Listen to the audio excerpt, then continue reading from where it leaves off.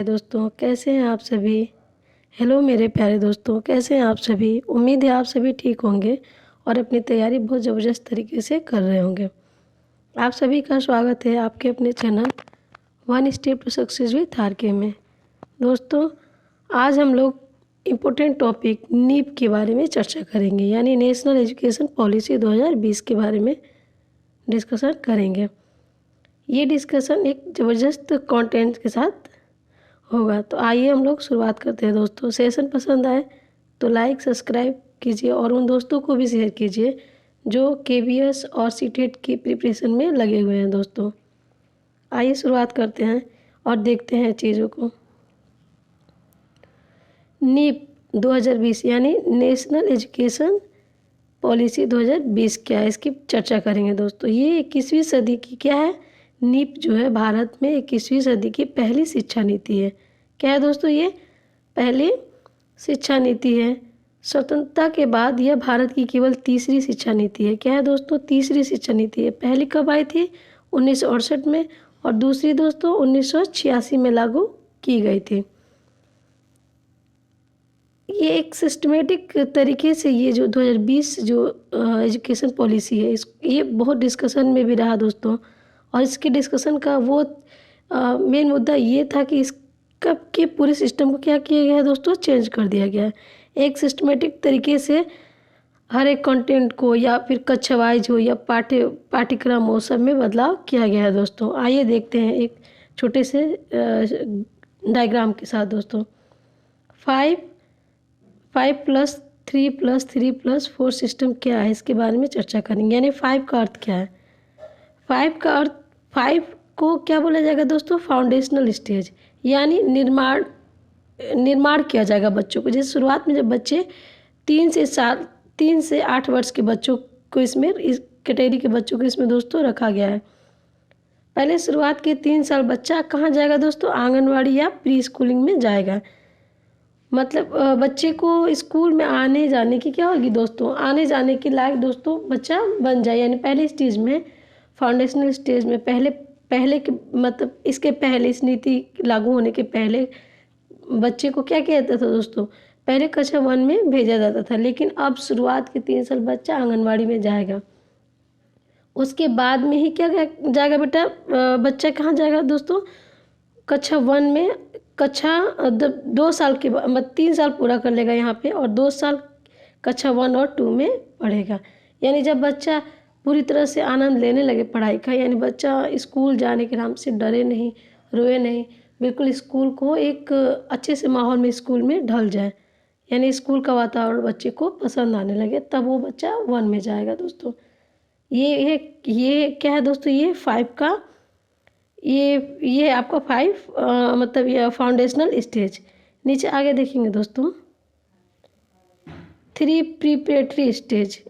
3 में देखेंगे दोस्तों कि 8 से 11 वर्ष के बच्चे इसमें आएंगे। दोस्तों ये क्या होंगे दोस्तों, कक्षा 3 से 5 तक, यानी अब तक जो बच्चा पढ़ रहा था उसको अब यहाँ जब प्रिपरेटरी स्टेज में बच्चा पहुँचेगा तो उससे अब उसको उसकी परीक्षाएं मतलब ली जाने लगेंगे। यानी स्कूल के अंदर बच्चा अब एग्ज़ाम देने लगेगा और पूरी तरह से अपने पढ़ाई को कवर करने लगेगा। दोस्तों प्रिपरेटरी स्टेज में ही बच्चों को क्या किया जाएगा, प्रयोगों के माध्यम से विज्ञान की पढ़ाई, गणित, कला की पढ़ाई शुरू करा दी जाएगी। दोस्तों तीसरा है मिडिल स्टेज, यानी 6 से 8 तक की कक्षाओं में विषय आधारित पाठ्यक्रम पढ़ाया जाएगा।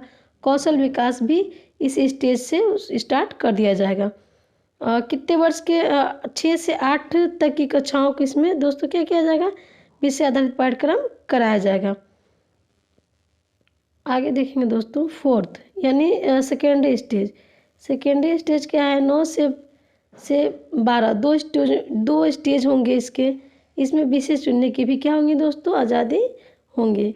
ये था आपका ये 5+3+3+4 सिस्टम का पूरा सिस्टम। इसके आधार पे, इसके बेस पे नीप यानी नेशनल एजुकेशन पॉलिसी को तैयार किया गया है। दोस्तों कि अब ये पहले ये नीति क्या थी, वर्तमान में 10 और 2 वाली यानी 10+2 वाली व्यवस्था थी, स्कूली व्यवस्था थी, उसको हटा के 3 से 18 वर्ष के सभी बच्चों के लिए पाठ्य चर्चा और शिक्षण शास्त्रीय आधार पर 5+3+3 4 की नई व्यवस्था एक कैटेगरी में बांट दिया गया है दोस्तों। आगे देखेंगे दोस्तों कि नई शिक्षा नीति नीप 2020 का प्रारूप पूरे भारतीय अंतरिक्ष अनुसंधान संगठन इसरो के प्रमुख के कस्तूरी रंगन के नेतृत्व में विशेषज्ञों की एक पैनल द्वारा तैयार किया गया है। क्या किया गया दोस्तों? एक विशेषज्ञों द्वारा क्या किया गया? इसको तैयार किया गया है। किसके द्वारा? इसरो के प्रमुख कस्तूरी रंगन के नेतृत्व में नीप को तैयार किया गया, यानी नीप नेशनल एजुकेशन पॉलिसी 2020 को के प्रारूप को तैयार किया गया है दोस्तों। ये मोस्ट इम्पोर्टेंट है दोस्तों। नई शिक्षा नीति को केंद्रीय मंत्रिमंडल द्वारा मंजूरी मिल गई है, जो 34 वर्षों बाद शिक्षा के क्षेत्र में एक प्रमुख और ऐतिहासिक निर्णय है। कैबिनेट ने मानव संसाधन और विकास मंत्रालय MHRD का नाम बदलकर शिक्षा मंत्रालय भी कर दिया है। यानी अब पहले इसका क्या बोला जाता था? मानव संसाधन और विकास मंत्रालय, यानी MHRD का नाम बदलकर अब क्या रख दिया गया दोस्तों? शिक्षा मंत्रालय कर दिया गया है। इसका उद्देश्य क्या है दोस्तों? शिक्षा और सीखने पर ध्यान केंद्रित करना और भारत को एक वैश्विक ज्ञान महाशक्ति बनाना है। नीप का लक्ष्य क्या है दोस्तों? आइए आगे हम लोग देखेंगे नीप का लक्ष्य क्या है।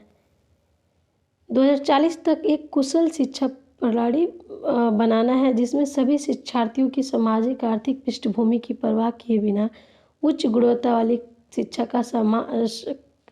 उच्च शिक्षा तक समान पहुँच हो। यानी कहने का अर्थ है दोस्तों कि सामाजिक आर्थिक, यानी उसका कोई भी मतलब वो बैकग्राउंड, किसी भी बैकग्राउंड से बच्चा रहे, उसके सामाजिक और आर्थिक पृष्ठभूमि की मतलब कोई वहाँ पे तुलना नहीं की जाएगी और सबको शिक्षा, उच्च गुणवत्ता वाली शिक्षा प्रोवाइड कराई जाएगी और सबके लिए दोस्तों क्या होंगे? एक समान होंगे।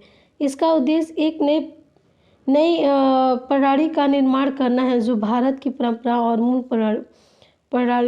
प्रणालियों पर निर्माण करते हुए ASDG 4 सतत विकास लक्ष्य, इसका फुल फॉर्म होता है दोस्तों सतत विकास लक्ष्य, यानी शिक्षा लक्ष्य है और इसका उद्देश्य समावेशी और समान गुणवत्ता वाली शिक्षा सुनिश्चित करना और सभी के लिए आजीवन सीखने के अवसरों को बढ़ावा देना है। इसका क्या है दोस्तों? नीप 2020 का लक्ष्य है। निर्माण करते हुए 21वीं सदी की शिक्षा के आकांक्षात्मक लक्ष्यों के साथ संरेखित हो, यह राज्यों केंद्र द्वारा शिक्षा पर सार्वजनिक खर्च को GDP 6% तक बढ़ाने का लक्ष्य निर्धारित करता है दोस्तों। आइए अब हम आगे देखेंगे दोस्तों कि इसका उद्देश्य क्या है, यानी नीप का उद्देश्य क्या है। 2035 तक व्यावसायिक शिक्षा सहित उच्च शिक्षा में सकल नामांकन अनुपात को 26.3% से बढ़कर 50% करना है दोस्तों। सभी उच्च शिक्षा संस्थान HEI का उद्देश्य बहुविषयक संस्थान बनाना होगा, जिनमें प्रत्येक में क्या होंगे दोस्तों? 3000 या अधिक छात्र, 3000 और इससे भी अधिक छात्र होंगे। नीप 2020 के कुछ प्रमुख बिंदु हैं, उन पर डिस्कस करेंगे दोस्तों। शिक्षक शिक्षा 2030 तक शिक्षण के लिए न्यूनतम डिग्री योग्यताएं 4 वर्षीय एकीकृत BEd डिग्री होगी, यानी 3 वर्षीय वाला हटा के क्या होंगे दोस्तों? ये 4 वर्षीय BEd की डिग्री होंगी। डिजिटल डिवाइड को पाटने में मदद करने के लिए शिक्षकों को भारतीय स्थिति से संबंधित ऑनलाइन शैक्षिक तरीकों का परीक्षण भी दिया जाएगा, यानी दोस्तों टीचरों को क्या किया जाएगा? ऑनलाइन मोड में कैसे बच्चों को पढ़ाना है, इसके लिए ट्रेनिंग किया जाना भी इसका क्या है दोस्तों? एक लक्ष्य है नीप का। स्कूली शिक्षा में देखेंगे दोस्तों क्या पॉइंट है।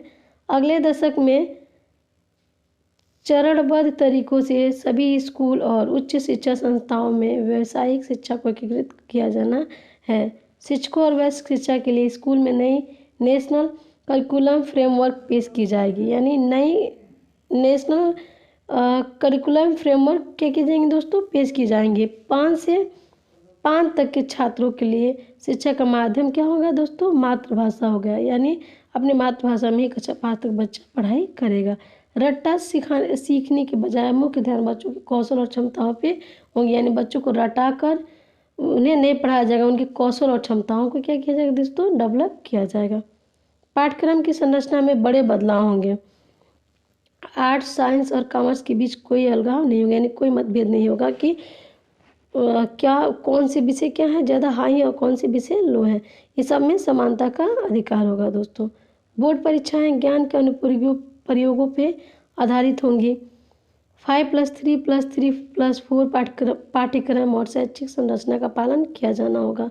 यानी 2020 नीप जब ये लागू हो गया था उसके बाद से अभी सभी स्कूलों में क्या हो गया है दोस्तों, इसको लागू किया गया है। कक्षा 6 के बाद से पाठ्यक्रम और व्यावसायिक एकीकरण में कमी की गई है।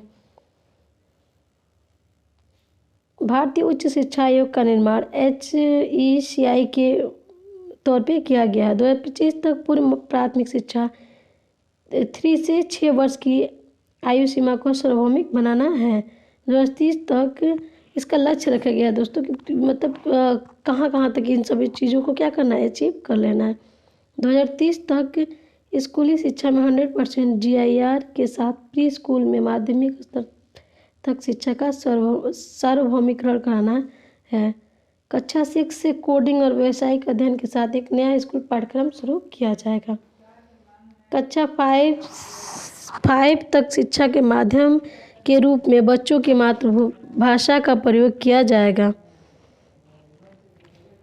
एक नया पाठ्यचर्या ढांचा पेश किया जाना है जिनमें प्री स्कूल और आंगनवाड़ी वर्ष शामिल हैं।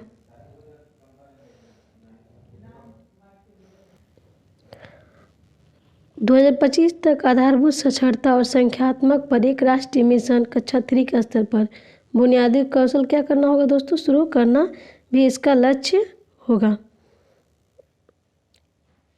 NEP द्वारा अनुशंसित स्कूल परीक्षा में सुधारों में छात्रों के पूरे स्कूल के अनुभव की प्रगति पर एक नज़र रखना भी शामिल इसका होगा दोस्तों। NEP के ये लक्ष्य होंगे। ये सारी चीज़ 2030 तक या 2040 तक आते आते पूरे कम्प्लीटली पूरे स्कूल पे इसको लागू कर दिया जाए। इसमें कक्षा 3, 5 और 8 में राज्य जनगणना परीक्षा भी शामिल होंगे। एक अन्य महत्वपूर्ण सिफारिश 10वीं बोर्ड परीक्षा के पुनर्गठन की थी जो मुख्य रूप से केवल कौशल, मूल अवधारणाओं और उच्च क्रम की सोच क्षमताओं पर ध्यान केंद्रित करेगी और उनकी परीक्षण करेगी। तो ये कुछ पॉइंट थे दोस्तों, ये क्या थे, नीप 2020 है उनके लिए स्कूली शिक्षा में कैसी व्यवस्था होंगी उसके बारे में ये पॉइंटें थी। अब देखेंगे दोस्तों कि नीप 2020 उच्च शिक्षा में क्या क्या बदलाव कर रहे हैं। विषयों की ढील के साथ शिक्षा के प्रति एक समग्र बहुआयामी दृष्टिकोण, UG प्रोग्राम में एकाधिक बार प्रवेश निकास, उदाहरण के लिए व्यावसायिक क्षेत्र सहित एक अनुशासन में 1 वर्ष पूरा करने के बाद एक प्रमाण पत्र दिया जाएगा और 2 साल के अध्ययन के बाद एक डिप्लोमा और 3 साल के कार्यक्रम के बाद स्नातक की डिग्री प्रदान की जाएगी दोस्तों। यानी कि पहले ये होता था कि 1 साल BA करने के बाद से उसका कोई महत्व नहीं रहता था, लेकिन अब 1 साल भी अगर आप BA कर रहे हैं तो उसकी एक डिग्री दी जाएगी और उसका मार्कशीट भी आपको दिए जाएगा दोस्तों। 4 वर्षीय बहुविषय बैचलर प्रोग्राम विकल्प तैयार होंगे, यानी 4 वर्ष का ये क्या हो जाएंगे, बैचलर डिग्री हो जाएंगे। यानी इससे पहले हम लोग 3 ईयर्स में ही क्या करते थे दोस्तों, डिप्लोमा के कोर्स को कंप्लीट करते थे। यदि छात्र 4 वर्षीय प्रोग्राम में एक बड़ा अनुसंधान परियोजना पूरा करता है तो उसे रिसर्च की डिग्री दी जाएगी। MPhil को क्या किया जाएगा दोस्तों, बंद कर दिया जाएगा। एकेडमिक बैंक ऑफ क्रेडिट जो एक छात्र द्वारा अर्जित शैक्षणिक क्रेडिट को डिजिटल रूप में संग्रहित करेगा। रिसर्च एवं टीचिंग इंटेंसिव विश्वविद्यालय की स्थापनाएं की जाएंगी। भारत के परिसर में विदेशी विश्वविद्यालय की स्थापना की जाएंगी। हर शैक्षणिक संस्थान में छात्रों के टेंशन और इमोशन को संभालते हुए परामर्श प्रणाली भी होंगी। कई प्रवेश और निकास विकल्पों के साथ 4 वर्षीय स्नातक की डिग्री भी क्या की जाएंगी दोस्तों, शुरू की जाएंगी। MPhil की डिग्री समाप्त कर दी जाएगी। चिकित्सा कानून पाठ्यक्रम को छोड़कर सभी उच्च शिक्षा के लिए एक नया अम्ब्रेला नियामक होगा। संस्थाओं के बीच हस्तांतरण और आसान बनाने के लिए एक अकादमिक बैंक ऑफ इंडिया आदिवासी और स्वदेशी ज्ञान सहित भारतीय ज्ञान प्रणालियों को सटीक और वैज्ञानिक तरीकों से पाठ्यक्रम में शामिल किया जाएगा दोस्तों। यह आकांक्षी जिलों जैसे क्षेत्रों पर ध्यान केंद्रित करेगा जहां बड़ी संख्या में छात्र आर्थिक, सामाजिक या जाति बाधाओं का सामना कर रहे हैं, उन्हें बेसिक शिक्षा क्षेत्र के रूप में नामित किया जाएगा। दोस्तों ये थे उसके लक्ष्य और उसके उद्देश्य। नीप 2020 जो है त्रिभाषा है, इसके बारे में हम लोग थोड़ा देखेंगे थोड़ा सा। दोस्तों नीति ने सिफारिश की कि त्रिभाषा सूत्र को जारी रखा जाए और सूत्र के कार्यान्वयन में लचीलापन प्रदान किया जाए। त्रिभाषा सूत्र की सिफारिश कोठारी समिति अपनी रिपोर्ट 1966 में भारत सरकार को सौंप दी थी। किसने किया था दोस्तों? इसने कोठारी समिति ने अपनी रिपोर्ट 1966 में ही त्रिभाषा सूत्र का क्या किया था? संज्ञापन भारत सरकार को कराया था। 1968 की राष्ट्रीय शिक्षा नीति के अनुसार 3 भाषा सूत्र का अर्थ है एक तीसरी भाषा हिंदी और अंग्रेजी के अलावा जो आधुनिक भारत से संबंधित हो, हिंदी भाषी राज्यों में शिक्षा के लिए उपयोगी की जानी चाहिए। दोस्तों तो ये थे त्रिभाषा सूत्र। और हम लोगों ने आज क्या डिस्कस किया दोस्तों कि नीप क्या है और इसकी सिस्टम 5+3+4 सिस्टम क्या है, और इसमें कौन से फाउंडेशन स्टेज में कितने उम्र के बच्चे आएंगे, प्रीपेटरी स्टेज में कितने उम्र के बच्चे आएंगे, इन सब पे डिस्कस किया दोस्तों हम लोगों ने।